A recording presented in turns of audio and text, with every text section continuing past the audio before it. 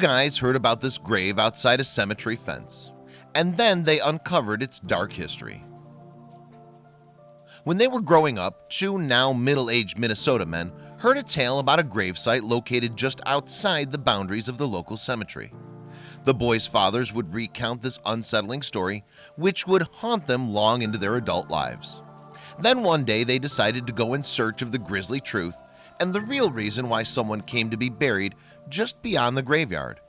And realizing that they couldn't change the sad history surrounding the grave, they nevertheless wanted to make a change to how the story ended. Les and Keith Bergquist grew up in the small city of Dassel in Meeker County, Minnesota, close to the Steelesville Cemetery, which was originally intended for the dead of the area's Lutheran Swedish immigrant community.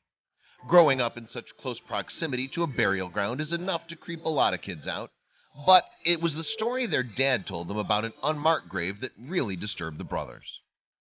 It was a yarn their old man had heard from his own father, and one that had echoed through Dassel for almost 100 years. As the tale goes, a grief-stricken father had bundled his recently deceased son's body into a wagon and taken him to the cemetery. There he dug a grave outside its fence and unceremoniously dumped the body into it. That would be his boy's final resting place.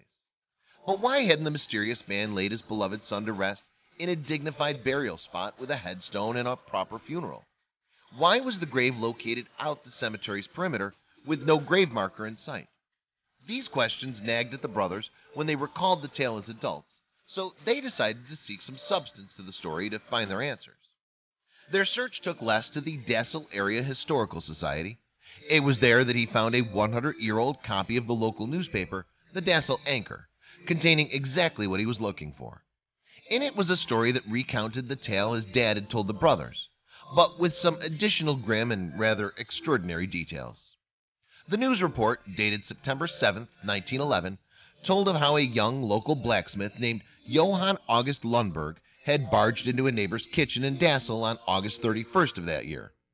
Reportedly, Lundberg was looking out of sorts and wasn't wearing any shoes. According to the story, he looked wild and disheveled. The 34-year-old blacksmith demanded a revolver from Mrs. Benson, the lady of the house, who was working in the kitchen. When she said she didn't have one, Lundberg instead asked for another kind of gun. A terrified Mrs. Benson bolted upstairs and from an open window called her son, who was outside. Mrs. Benson's son ran into the house and upstairs to get his mom. Lundberg had found a gun and began loading it. Mother and son hurried outside and ran to where Mrs. Benson was toiling in the barn. There, the three remained holed up until 5:30 p.m. when the local sheriff appeared on the scene. Upon entering the Bensons' kitchen, the sheriff spotted Lundberg in a bedroom through a partially open door. Waiting for his chance to surprise and overpower the gunman should he turn away from the lawman, the sheriff hung back. But instead, Lundberg pointed the gun at himself and fired. It was reported that Lundberg drank heavily and was broke. With no wife and no money, he was, in the words of the Dassel Anchor, unable to buy the stuff for which he craved. Lundberg had reached breaking point, which was when he stormed into the Bensons' home. But more interestingly than the story itself was the insensitivity of the language used to report it. The Dassel Anchor went on to report, "It appears that Lundberg became insane in the middle of the night and had an idea that his brother Carl was after him with the force of men, meaning to take his life. And, in a fit of temporary insanity, the maniac placed the gun to his head and pulled the trigger." The newspaper reports supported the story the Bergquists were told growing up, but its verbiage also painted a vivid picture of the limited understanding of mental health in the early 20th century. And it went some way toward explaining why the troubled Lundberg had been buried outside the cemetery fence. In the early 1900s, it wasn't unusual for Christian churches to refuse the burial of suicide victims in their cemeteries. With little understanding of depression and other mental illnesses, it was widely believed that such conditions and the act of taking your own life were the results of being literally possessed by demons. Such was the strength of these beliefs in those unenlightened times that suicide victims were not permitted to be buried in consecrated ground. It was thought that the demons of the possessed would contaminate the souls of others buried in the cemetery. There were depressingly ignorant and intolerant attitudes surrounding mental health at the time. It was therefore left to Lundberg's father to bury his son in a makeshift grave, literally outcast from his own community. Lundberg Sr. had been widowed only a year before his son took his own life. So here he was, just a little over 12 months later, back at the graveyard, but this time performing a far less formal interment.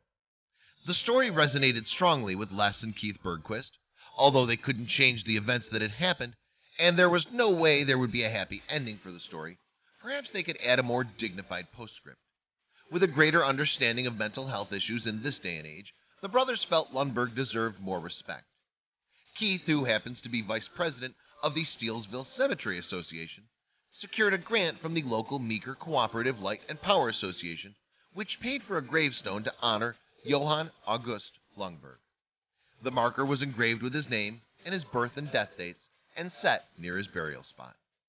Almost 100 years to the day since Lundberg took his own life, he had his own gravestone inside the cemetery fence. It was also in sight of a vacant position within the family's plot, which contains his mother and father. It's believed this would have been Lundberg's rightful resting place under different circumstances. Lundberg also received a dedication ceremony weeks after his gravestone was installed and a Christian ceremony courtesy of the local Gethsemane Lutheran Church. In attendance were Karen Oberg, who has lived in the Benson's old house with her husband Keith since 1999. Karen described bizarre sensations and odd goings-on in the house even before she knew of its grisly history. However, since the service, Karen, a very spiritual person, has felt much more at peace in her home. No surviving relatives of Lundberg had been traced by the time of the ceremony, but nonetheless, some 30 well-wishers attended the event in September of 2011. 1 century on from the original burial, almost to the day, among their number was Les, who said, "It's kind of fulfilling to see it come to a close. It's kind of breathtaking to know what happened 100 years ago tomorrow." Please share this video with your friends below.